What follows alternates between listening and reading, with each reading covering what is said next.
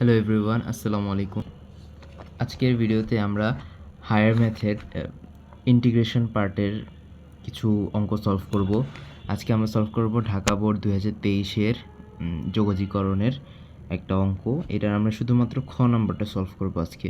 তো খ নাম্বারে বলা হয়েছে দৃশ্যকল্প 2-এর আলোকে integration of x f of x dx নির্ণয় করো।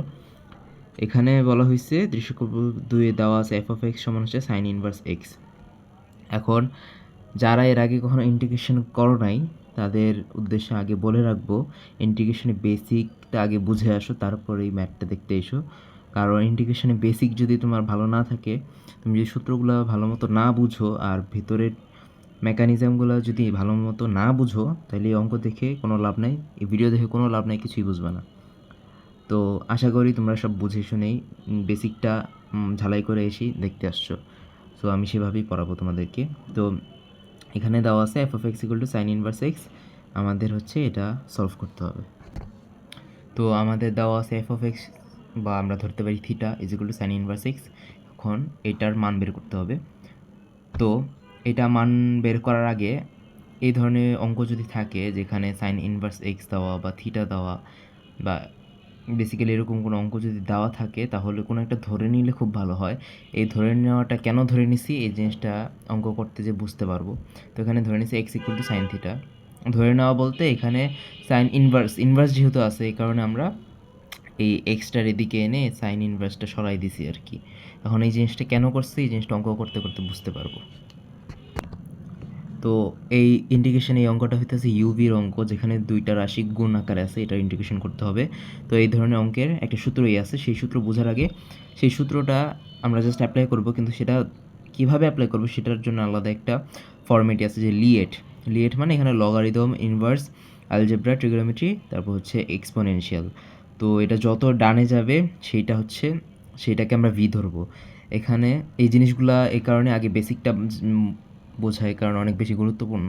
তো আমরা ধরে নিতেছি যে তোমাদের সবাই বেসিক আছে, এই কারণেই আমি এভাবে বলতেছি।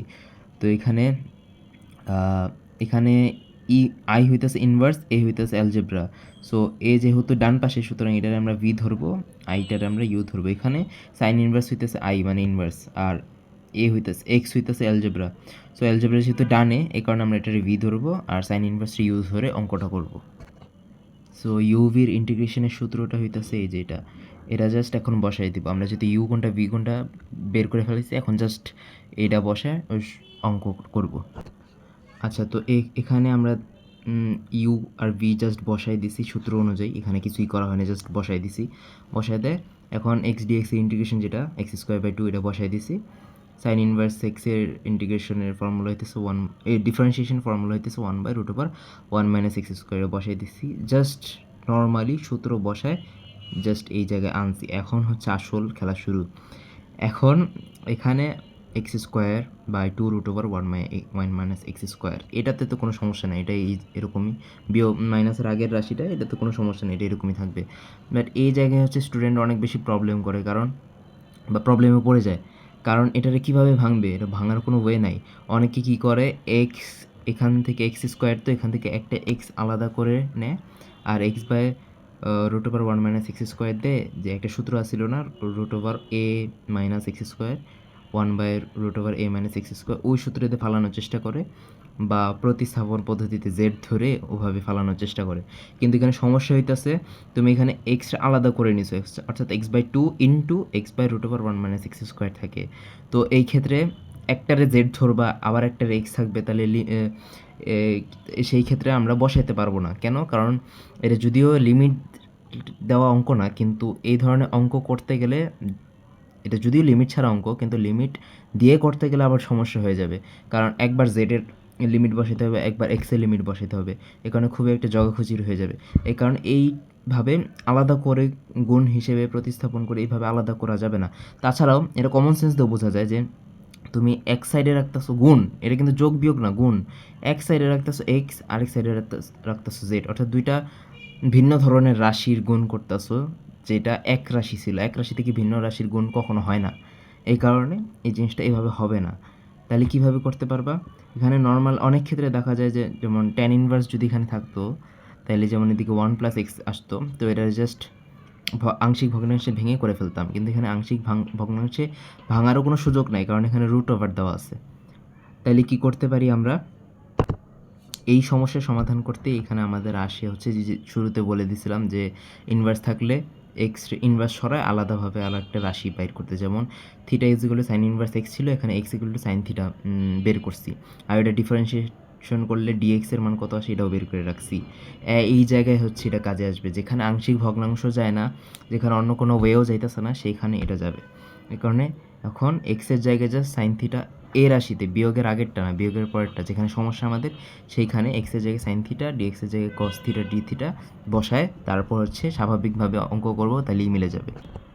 আচ্ছা, তো এখন আমরা এক্সের বদলে সাইন থিটা যা আছে, x is equal to sine theta আর dx equal to cos theta d theta, এটা জাস্ট বসাই দিছি।